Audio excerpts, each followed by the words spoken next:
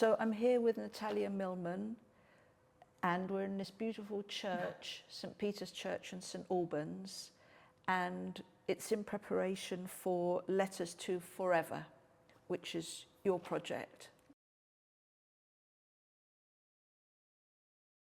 Journey into this project about grief, the Letters to Forever.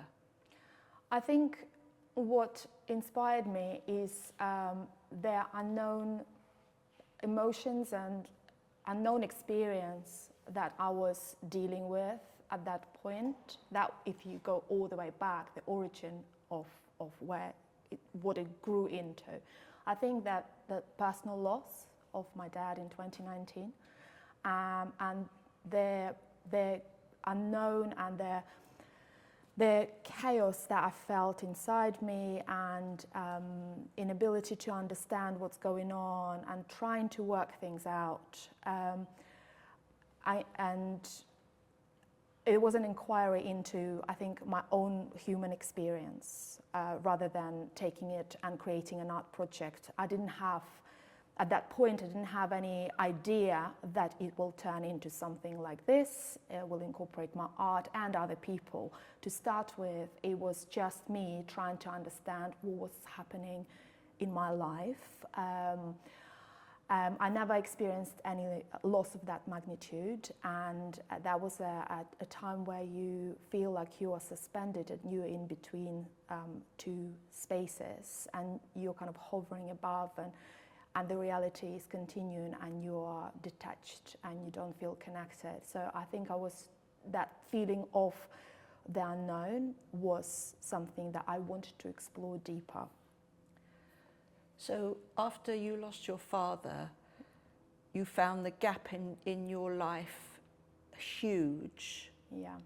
And art was sort of a way of healing or acting as a sort of bridge, a therapy bridge, where you found comfort and consolation.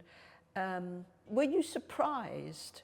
Because if this is the first time, you said this is the first time that you'd sort of approached work of this magnitude in this way. So were you surprised? Were you scared? Did you think, what am I going to find by using charcoal or? Yeah, I was surprised. I didn't know. I think it all started with not even knowing anything, how it's going to develop. But I knew that I had this massive force inside me. This kind of way of motivation to do something with it. And I guess in the process, in my creative process, I was just assembling things, and I was drawn to everything broken, I guess subconsciously, because I was so broken and my life was so broken. And I was trying to kind of connect with all this broken, and by bringing these broken pieces in and assembling them into sculptures initially. That's how I think my healing journey started. I was trying to kind of to build something out of that, and maybe I was putting my broken pieces together. I'm looking at it now, 3 years into,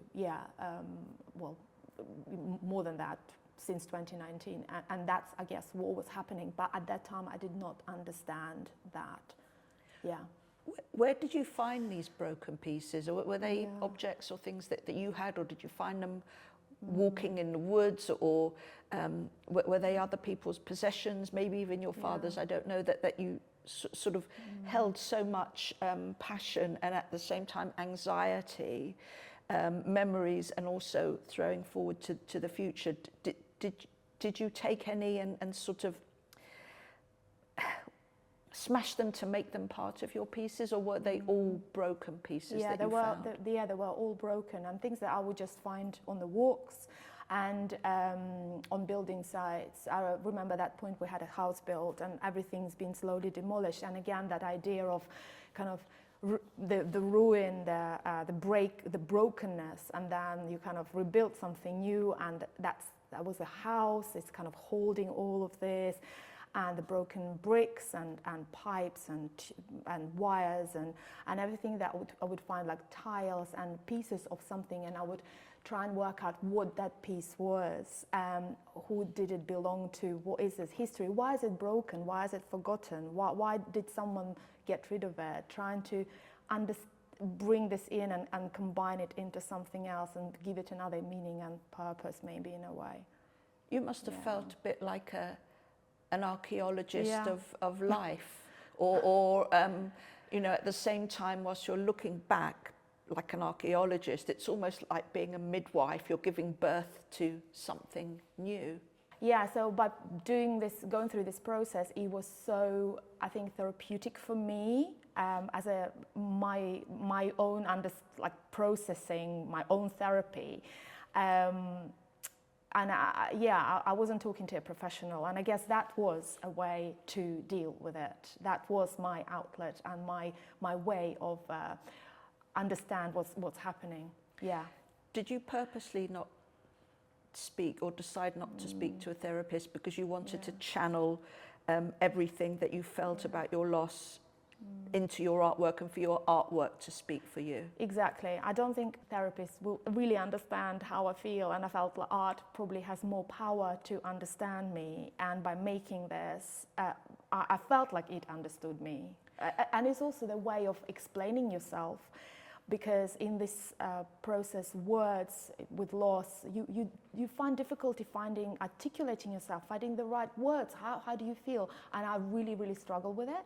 And I think with art, you just don't have to explain. You don't have to use words. You just use what you find. And okay, fine, it's going to fall apart and it's not going to last. But that's the whole idea of it. I mean, it's interesting how you've used a medium that transcends vocabulary, transcends culture, transcends countries, ages, because, as you say, that with art, it's a visual thing, and before we learn to speak and hear, you know, the difference between listening and hearing, you know, we very rarely do that, but when we look at something, it's like our first books as a toddler don't have words, they just have pictures. So it just pushes us further. What do you think surprised you most at the end of your working day or working hour when you were creating something? Was it that you felt mentally exhausted by dishing out all your emotions into these objects that were other people's, or did you feel elated and lighter in spirit? Did you discover more about feelings of loss, or were you just thinking about what you could find by the next rubbish bin? Yeah, I think it was a mix of everything, really. But at the end, I think it was a good feeling of channeling something.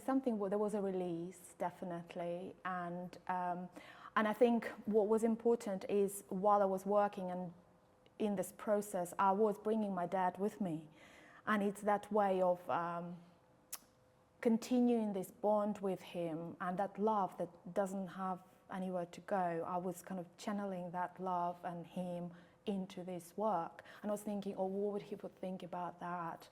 Kind of how would it be? My mum was obviously at that time with me, and I would share this experience with her, and I think that was useful for her because she was grieving her husband. We were grieving differently. We were going through the same concept, but in a very different way. And I was trying to kind of share with her and help her process it, kind of dip in and out. She wasn't ready at that stage, but it was just something for her to look at and experience, and understand. Did she make anything herself? Yes.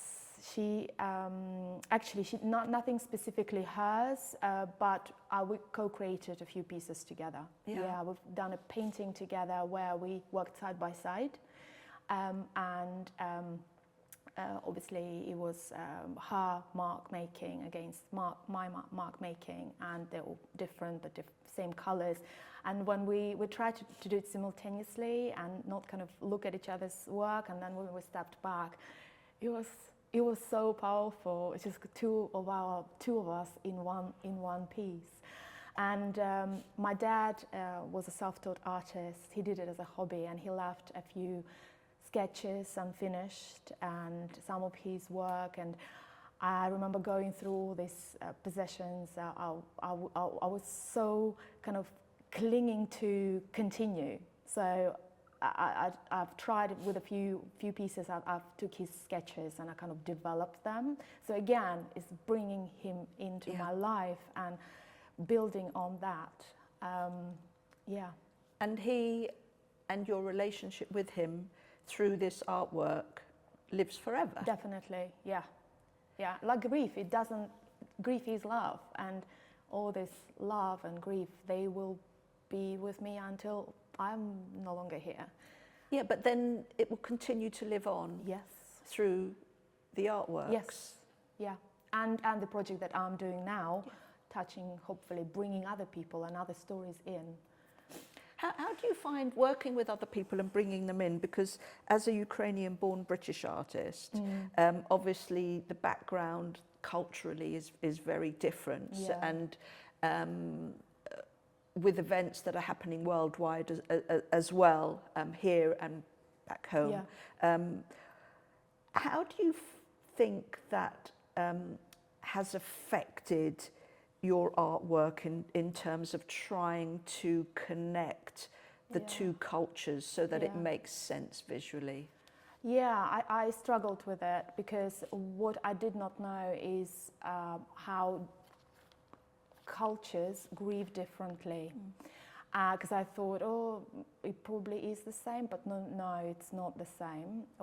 This is a universal experience, but the Ukrainian, so the Ukrainian cultures grieve differently. And I did bring a few letters written by the Ukrainians, and they will feature in the exhibition, again, as a kind of contrast, maybe in a way.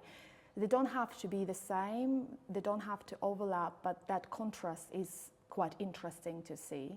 Have you translated them? No, right. I have not translated them. So somebody like me, for example, will look at it and just appreciate perhaps the size of the text or whether it looks as though it's been written angrily or whatever.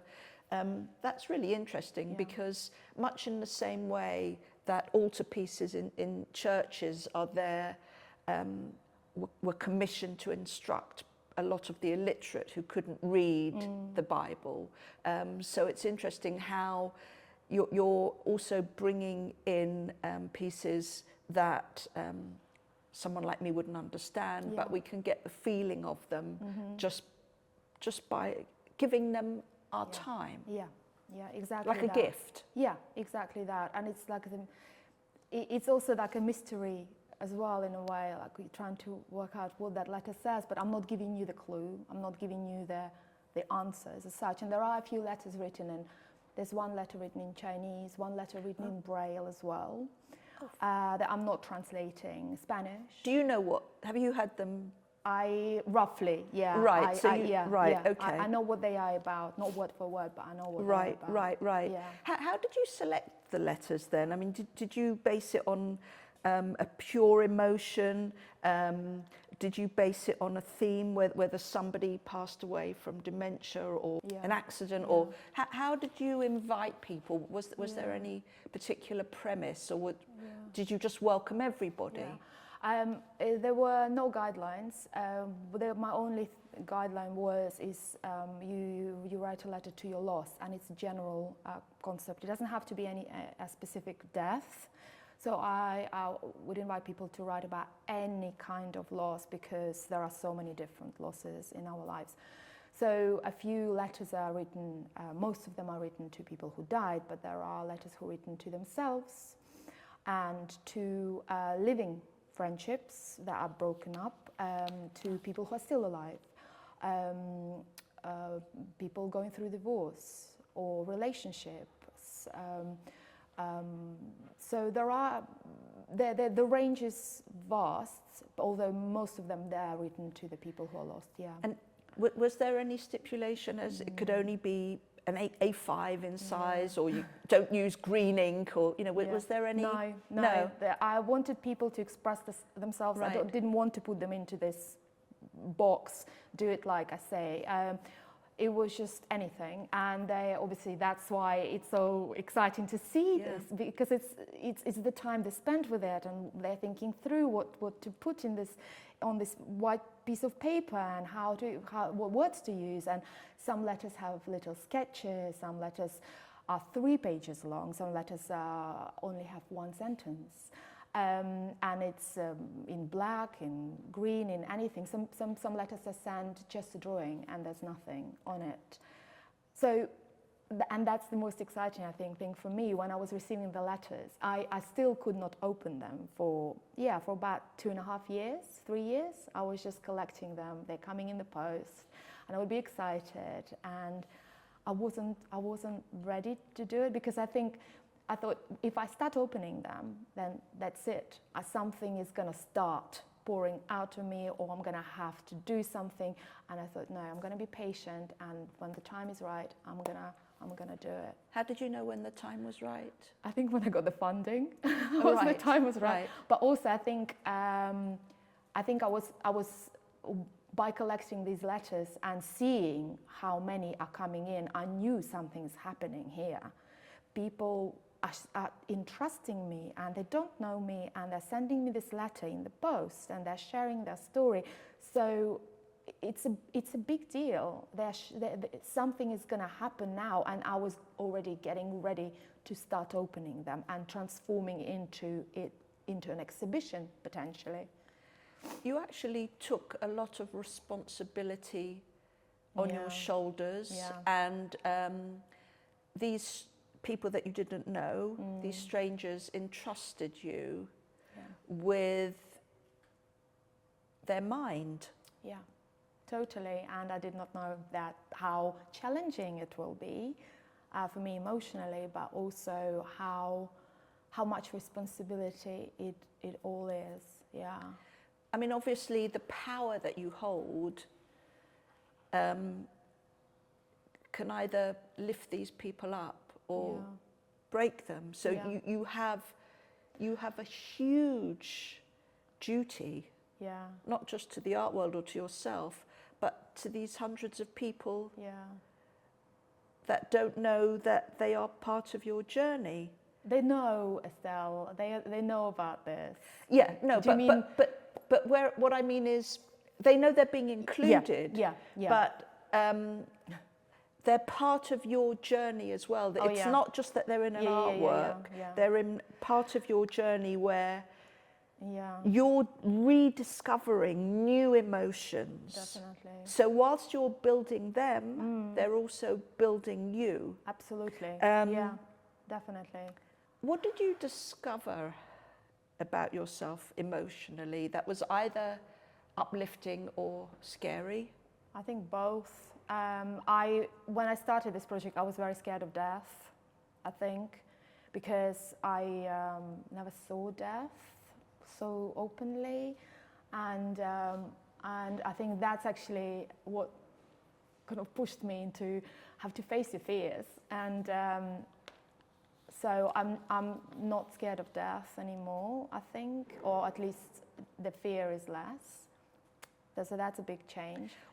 Do you believe that there is something else beyond, that there is life after death, or you do? Yeah, that opened this whole project kind of opened my outlook and my heart and my mind into other ways of connecting. Yeah, definitely expanded my spirituality and helped me to look inwards as well. And yeah, so I do believe there is a connection, there's energy. I'm not religious, but I do feel the energy or that humans create and the world creates and kind of how it intertwines. So yeah, I do believe there is energy post.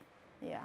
I was going to ask you whether or not you were religious, but when you're talking about an energy that exists somewhere else that we can't see it, perhaps we think or believe we can hear it, but it's a motivation, it's a way of healing, it's something that whether you believe in God or the universe or an onion, you know, whatever it is that you believe in, regardless of who you are, regardless of the schooling you had, regardless of where you're from, regardless of your family background, there is something that obviously connects us all. Yes, we all perhaps at some time in our life think we're extra special, but we're not, we're all the same. We all experience grief in the same way, although through different cultures, but it's something we all go through worldwide.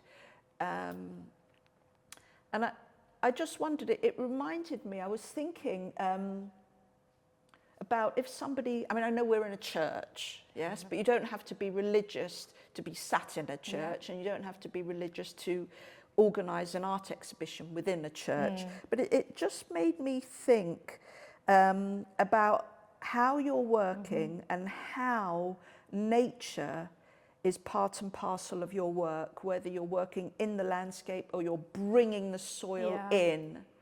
And when we think about how ashes to ashes, dust to dust, and it made me think about coming to this church when Jesus healed a blind man. And the blind man looked up to him and he said to Jesus that he sees men as trees.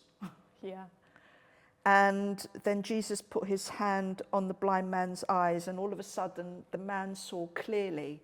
But I love that relationship between man and nature, which you work so closely with as well, because it's outlived us and it will outlive us. And it's been here for hundreds and thousands of years. And Mother Nature is more powerful than man. And it also reminds me of how you treat people individually in the same way that every tree is individual. Constable said the trees are his ladies or his mistresses. And then we have Freud, who treats landscape or the figure as though it's a landscape. So that connection that you've made between the two is really strong and powerful. Yeah, thank you. Yeah, having this exhibition in the church is in this space, and again, all these stories. You mentioned they are like trees, and I'm creating this forest in this church, figuratively. But I needed to have a space which has stillness. It has. I'm not religious, but every time I would come into the church, I suddenly feel quiet, and I just kind of expect something to happen. This kind of expectation of something. You don't know, this cautiousness, this space, is this quietness. So I really wanted to have the show here so people can kind of come in and just suddenly get inwards and into stillness and pause from their life, because it's so quiet here. As if you forget that the world is around outside these walls. It's that moment of being here and facing this pain and maybe feeling something that you don't want to feel, but at the same time you know it's there, and kind of it's all coming out, and seeing what happens in the process of people reading the letters and connecting with my drawings. Yeah, because it's difficult being a broken vessel. Yeah, so broken. Yeah, but I feel if I did not do this project, I'd be completely into little fragments. So this is all holding me together and giving me some hope, giving other people hope. Yeah, it's definitely a light that helps me through this darkness. Yeah. You must feel at times like you're a human mosaic. Yeah. Assembling all those stories together, yeah, and also kind of bringing my own story in, creating something kind of bigger, because grief is supposed to be communal, yeah, and we kind of, I think in grief and isolation, and I was there as well, that's I think why I wanted to encourage people to write, as I wanted to find how they grieve and wanted to see that I'm not the only one, and the way I grieve is okay, it's not clear, but I'm kind of wanted to see how they're doing it and connecting with others, kind of with this bigger community. How did you find them? How did you invite them? Initially it was just through the open calls on creative platforms, but I also did a challenge on 64 million artists. It's a platform that runs January challenge, and every day they offer creative challenge to nationally to the UK, and the grief letter was featured as one of the challenges for a day, and that's when I received lots and lots of feedback from people sharing their stories. Yeah. Through your work, whether it's subconscious or intentional, you're using art not just as therapy, but almost like a medicine. Yeah. Really. What has it taught you? It taught me that you don't have to be perfect. I think in this process I'm intentionally imperfect, and it's very art helps me to develop my intuition. When I use art in grief, it shows me that art will be always a force to help me live with grief, and because it's never going away, and it's always going to be a tool to help me through this journey. What did you learn about yourself? What did I learn about myself? That I'm stronger than I am, I think. It may be pretty resilient and very emotional at times, and it's okay. I think I became more accepting of my own kind of fragility, vulnerability, and I'm okay to talk about my dad, and maybe without tears now. And I need to talk about him, and I don't think I talk about him enough. Art taught me to just to be patient, I think, with how I am. Yeah. And what did it teach you about people? There must have been times when you were reading the letters and you suddenly realise, oh my goodness, it's way easier to articulate about one's pain or grief or loss when there's no boundaries, when it's sort of anonymous.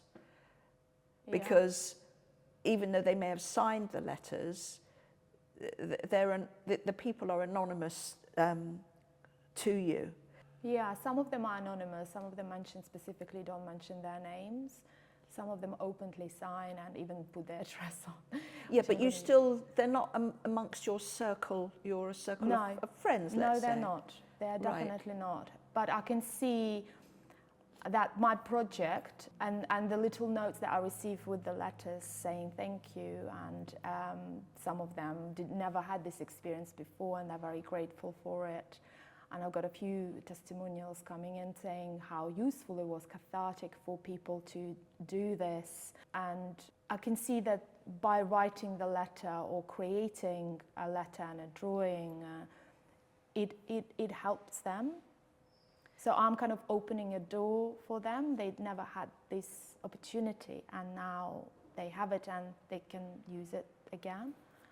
And when they see the work, it's probably going to be extremely dramatic for them and for you to see how they react to it and how they react to other people's suffering.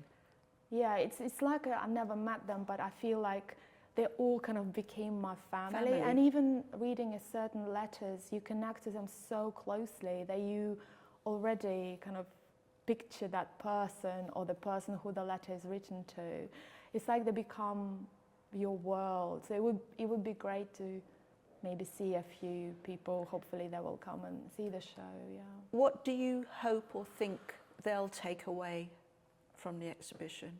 Again, they're going to believe in power of art, because I think they will see how art can be a massive tool, and it's limitless. Maybe words, when they write, are limited in a way. They start a letter, they finish the letter, but you can do so much more with it, and you can use art and writing as a kind of continuous process. Which piece has been your most surprising, or which do you feel most connected to? Yeah, I really connected to sound pieces, I think. There was a letter that I kind of experimented with, and I've collaborated with another artist, that I've used the letter, and each letter in this letter was kind of transcribed into a sound, into a note. So it's a reflection of the letter, but through music. So that was a really exciting project to work on.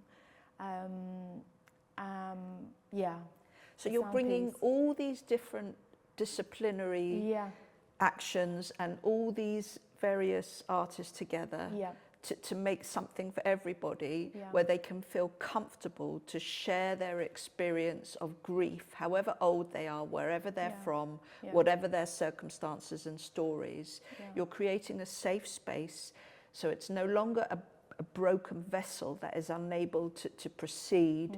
It's now a warm, comfortable space, if you like a house, where each room functions independently. So you've got the kitchen, the bathroom, the bedroom, the drawing room, the living room, but together they make a space which is home to feel comfortable in.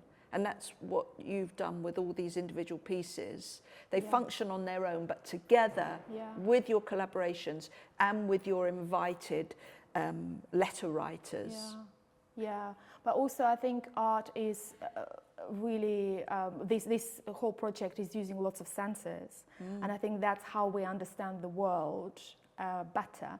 That's why I'm bringing the sound and the video work and the tactility of letters, which you can feel, just to kind of take it on another level and really get people to not just see and walk away, but just really feel with their body and to hear and to see and to touch. So you've got the senses. Yeah, I've got the senses. Yeah. Got the sixth sense as well, which is an internal. Yeah. And common sense. Yeah, hopefully, common sense, definitely. But in terms of home, the structure is actually going to be like a cube. And I think, again, it's subconscious. I'm kind of creating this kind of holding container of all these letters and my drawings. This will be holding it all. And the shape as the cube, it's like you've wherever these letters have come from, all over the world, the four corners of the world are in your cube. Yeah. It's perfect. Yeah. And all their overlaying, touching each other, kind of connecting. Yeah. Is there anything else that you'd like to offer us about you or your work or your experience?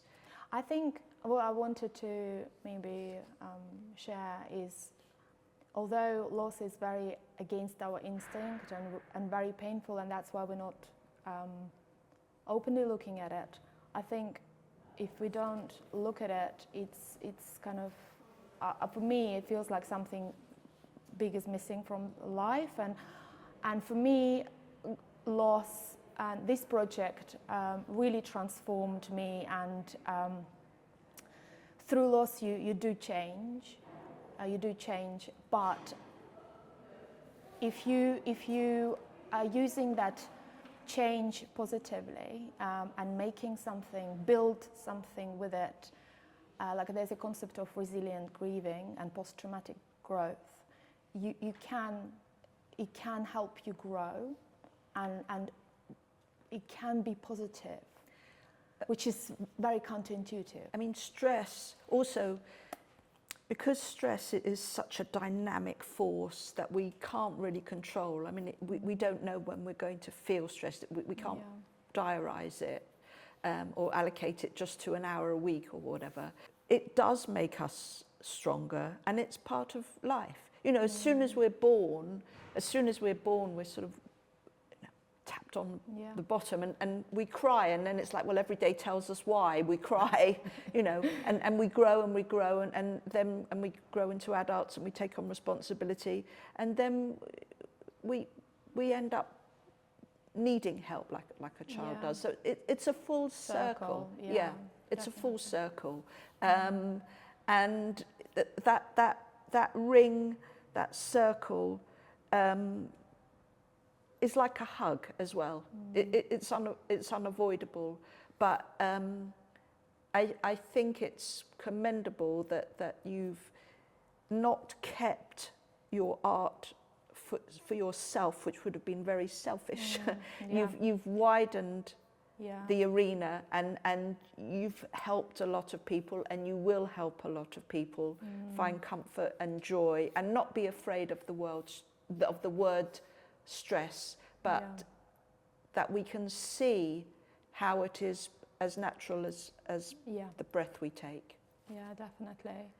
And I think for me, this project is as much as about art as human experience. I'm doing it to understand myself better and to understand others better, and then art kind of comes in as a tool to help me through this. So it's me exploring really what is it all about, and then art helps me do that. And what you're creating today, you may think you understand, but in 6 months' time, you'll find the answer. So it's a never-ending process. Yeah, Great. Yeah, definitely. Yeah, I look forward to seeing it develop. I'm halfway through the project, and I can't wait to see what it brings. I don't think it's going to bring any resolution, because grief cannot be fixed, but also I cannot be fixed completely. But this project will finish, but it might develop into something else, or I don't know. But right now, I feel like I'm doing what I'm supposed to do. But the way we experience grief, it's not that it has to be fixed. It has to be manageable. So, because the purpose, I believe, of grief is to carry that person with you tomorrow and the next day thereafter. And it's a good thing. Yeah, but it also comes in waves. Sometimes you feel like you're fine, but then other days you're not. But it's always, it's very embodied feeling for me. It is. Yeah. And that's the time that you need to go and get your sketchbook out again. I know. Perfect. Yes, I will do. Thank you, Estelle, so much.